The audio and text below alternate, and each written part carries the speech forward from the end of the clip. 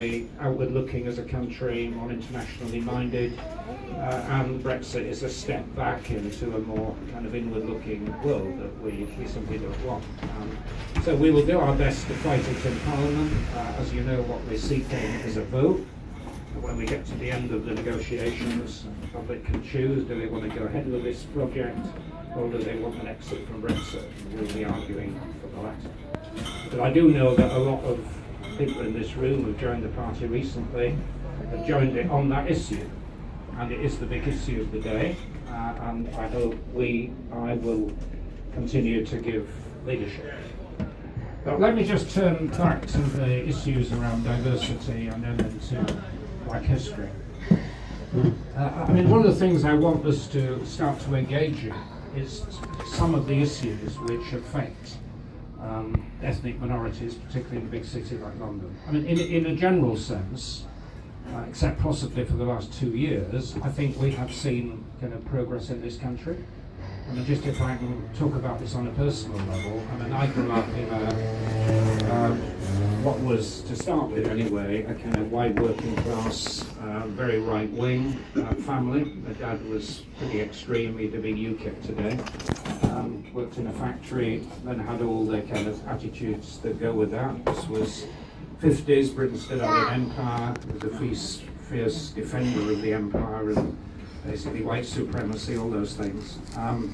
I fell out with him because I married into an Asian family.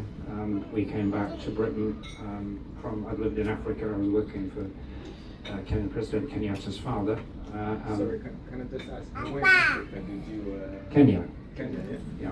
Yeah, and I came back in the late 60s, and it was tough. I mean, those of you of my generation in the room will remember there was a lot of evil, you know, the rivers of blood speeches of Enoch Powell and all the rest of it. But I think over the years, gradually, Britain became a more inclusive, more tolerant place. There's still a lot of problems, but better, more integrated, more acceptance of diversity. And one of the things I do worry about the last 2 years, particularly since the referendum, is that xenophobia has come back again.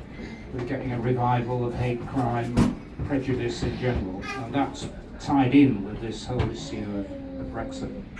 But just to lead on from that, to say a little bit about what this event was billed as, which is about Black History Month. I think it is important that that's something we celebrate.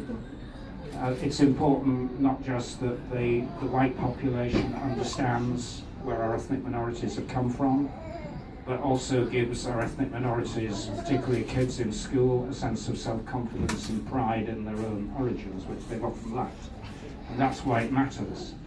And I think we often see how history can be twisted and distorted in very dangerous ways. I mean, one of the big arguments going on at the moment in the United States is about the origins and legitimacy of the Obama administration.